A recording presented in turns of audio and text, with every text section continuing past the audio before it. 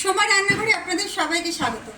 আজকে আমি চিংড়ি মাছের একটা রেসিপি আপনাদের সঙ্গে শেয়ার করছি। খুব টেস্টির একটা রেসিপি। আমি প্রথমে একটু প্যানে সাদা তেলটা দিয়ে দিচ্ছি, তারপর আপনাদের উপকরণগুলো আমি বলে দিচ্ছি।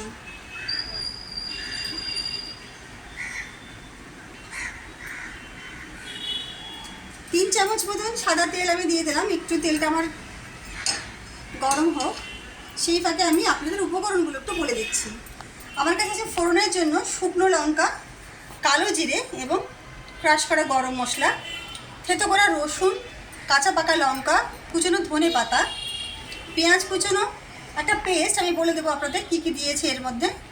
হলুদ গুঁড়ো, লবণ, চিনি, গোলমরিচের গুঁড়ো, গরম মশলা গুঁড়ো, রয়েছে ঘি এবং লবণ হলুদ দিয়ে ভেজে রাখা 250 গ্রাম চিংড়ি মাছ। এবার রান্নাটা আমি শুরু করে দিচ্ছি। আমার তেলটা গরম হয়ে গেছে। আমি সাদা তেলে রান্নাটা করছি, আপনারা সরষের তেলেও করতে পারেন।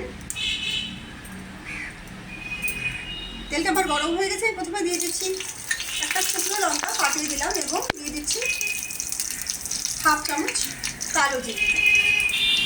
এবার একটু ভালো করে ফোড়নটা ভেজে নিচ্ছি। গ্যাসটা একটু মিডিয়াম আঁচে রেখে ফোড়নটা ভেজে নিলাম। ফোড়ন থেকে ভাজা গন্ধ বেরোলে এবার আমি দিয়ে দিচ্ছি ক্রাশ করা গরম মশলা হাফ টিস্পুন। রেসিপিগুলো শুরু থেকে শেষ অবধি কিন্তু অবশ্যই দেখবেন। নতুনত্ব নানা রকমের রেসিপি আমি আপনাদের জন্য নিয়ে আসছি। ফোড়নটা ভাজা হয়ে গেছে, সুন্দর গন্ধ বেরিয়ে গেছে। এবার দিয়ে দিচ্ছি থেতো করা রসুন 1 টিস্পুন। এবার রসুনটা একটু ভেজে নিচ্ছি, কাঁচা গন্ধ চলে যাওয়া পর্যন্ত রসুনটা একটু ভালো করে ভেজে নেব। শুকনো লঙ্কা, কালো জিরে, গরম মশলা, রসুন একসাথে একটু ভেজে নিলাম। এবার দিয়ে দিচ্ছি কুচনো পেঁয়াজ, একটা বড় সাইজের পেঁয়াজ আমি কিছু করে নিচ্ছি। এবার দিয়ে দিলাম টাইমে পেঁয়াজটা একটু ভালো করে ভেজে নেব।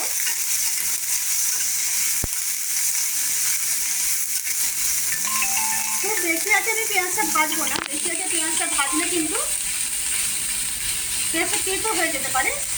যদি একটু কম আছে পেঁয়াজটা আমি ভেজে নিচ্ছি।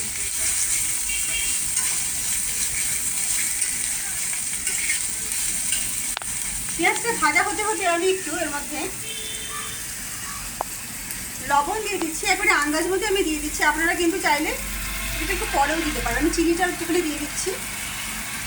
আপনারা চাইলে সামান্য একটু লবণ পেঁয়াজটা নরম হওয়ার জন্য দিলেন, পরে কিন্তু আন্দাজ মতো লবণটা দিয়ে দিতে পারেন।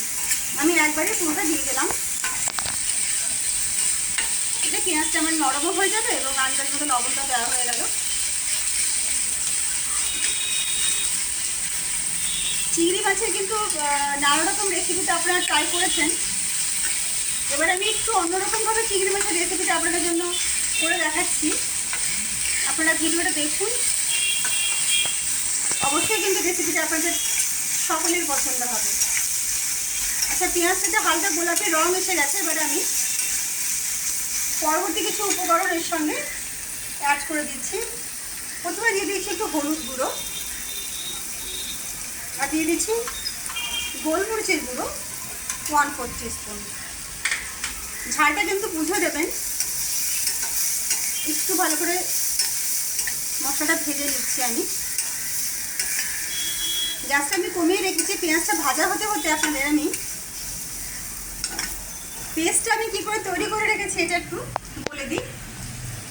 এতে আমি দিয়েছি 2 চামচ পোস্ত, 1 চামচ সাদা সর্ষে, হাফ চামচ কালো সর্ষে, কাঁচা লঙ্কা এবং আদা দিয়ে এই পেস্টটা আমি রেডি করে রেখেছি।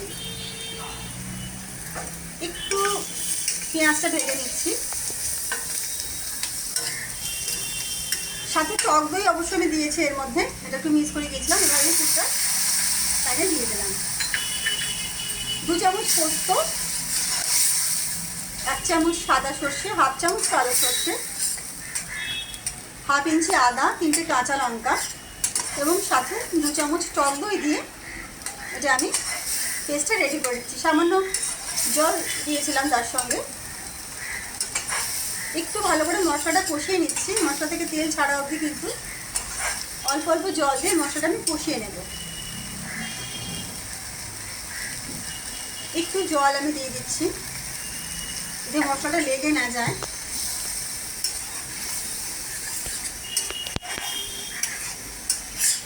নতুন ধরনের একটা রেসিপি অবশ্যই কিন্তু বাড়িতে বানাবেন। অল্প অল্প করে জল দিয়ে একটু নাড়াচাড়া দিয়ে,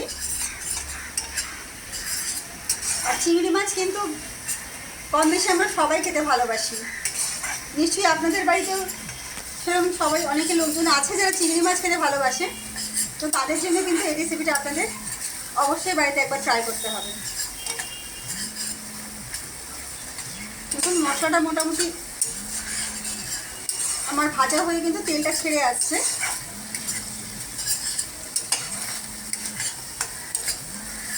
সুন্দর গন্ধ বেরিয়েছে। এই স্বাদ গন্ধ নেওয়ার জন্য কিন্তু রেসিপিটা কিন্তু বানাতেই হবে। আচ্ছা, এবার আমি আর একটু জল দিয়ে দিচ্ছি। মশলাটা তোমার কষানো হয়ে গেছে, তেলটাও সুন্দরভাবে ছেড়ে এসেছে। এবার আর একটু আন্দাজ মতন জল আমি দিয়ে দিচ্ছি। খুব বেশি জল দেবো না, মাখো মাখোই হবে রেসিপিটা। এটা একটু ফুটতে ফুটতে আমি যে চিংড়ি মাছটা লবণ হলুদ মাখিয়ে ভেজে তুলে রেখেছিলাম সেটা এবার দিয়ে দিলাম।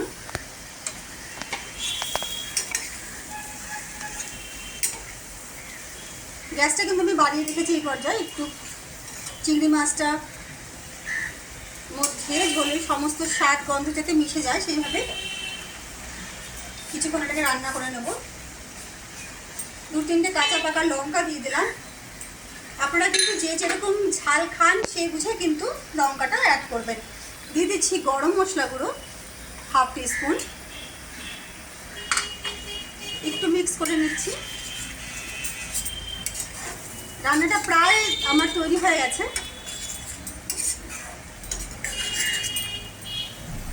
সেই পর্যায়ে দিয়ে দিচ্ছি আমি ঘি 1 চামচ মতন। যেহেতু এটা দো পেঁয়াজা, আমি রেখেছিলাম ভাজা পেঁয়াজ বেরেস্তা করে, এটা একটু ছড়িয়ে দিলাম। আবারও একটু মিক্স করে নিচ্ছি। রান্না আমার অলমোস্ট ডান। এবার আমি গ্যাসটা বন্ধ করে দিচ্ছি। গ্যাসটা বন্ধ করে আমি একটু কুচনো ধনে পাতা ছড়িয়ে দিলাম।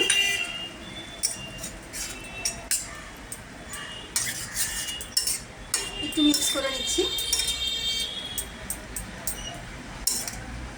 খুব সুন্দর গন্ধ বেরিয়েছে।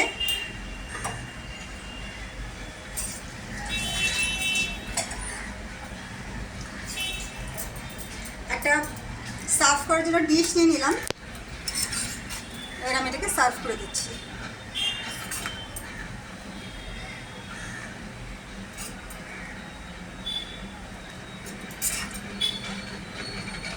একটা লঙ্কা দিয়ে দিলাম উপরে, দেখতে সুন্দর লাগবে। তৈরি হয়ে গেলে আমার চিংড়ি পোস্ত দো পেঁয়াজা। বাড়িতে বানান, সবাইকে সার্ভ করুন। আশা করছি সবার ভালো লাগবে। নতুন রান্না নিয়ে চলে আসবে সময় রান্না করে।